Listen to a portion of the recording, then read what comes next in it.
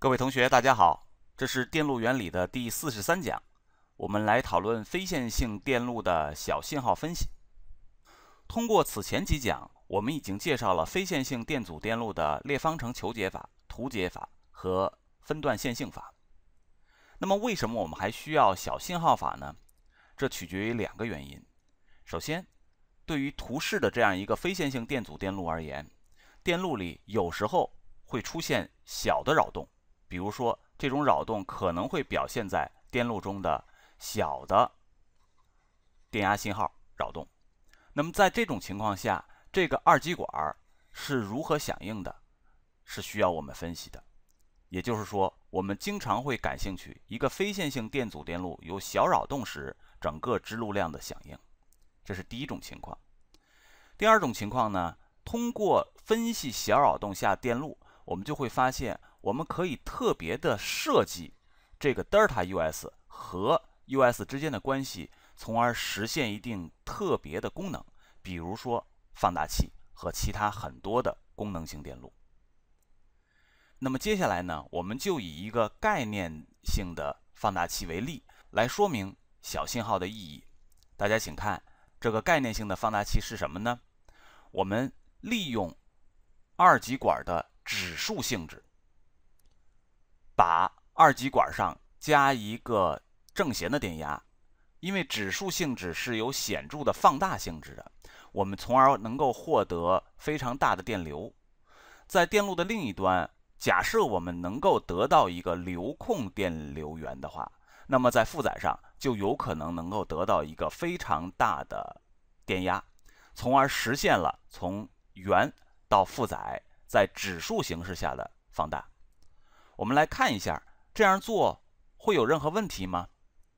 图上给出了的是二极管的电压电流关系特性曲线，我们把正弦电压加在了二极管两端，那么我们就可以画出正弦电压随着时间变化的波形，然后一点一点的来看输出的电流是怎样的。因为我们知道负载侧是一个线性的流控电流源，那么也就是说，负载上的电压就直接由这个电流来决定了。我们看一下二极管的输出电流是不是一个随着输入的正弦电压被放大的电流。请看，我们也把电流的时间轴画出来。比如说，电压是0的时候，当然电流是0，因为它是一个电阻。电压是某一个值的时候，电流是一个非常小的值，几乎接近0。时间相同的时间几乎接近0。电压更大了以后，开始从0有一点点增加了。电压到这个时候有显著的增加。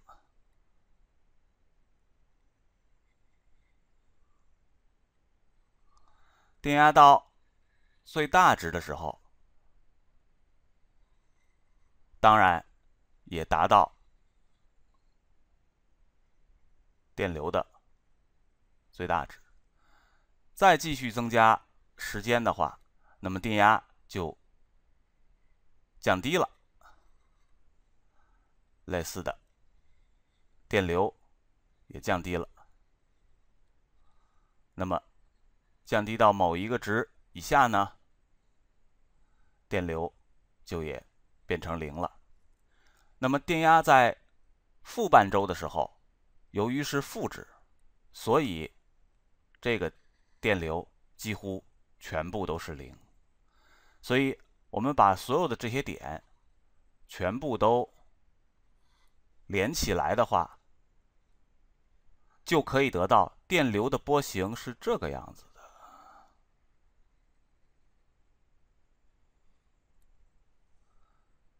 相比于电压的波形而言，电流的波形是有一点点像半波整流，而且又由于这是一个指数形式方程，有了比较明显失真的波形，这是不能让我们满意的。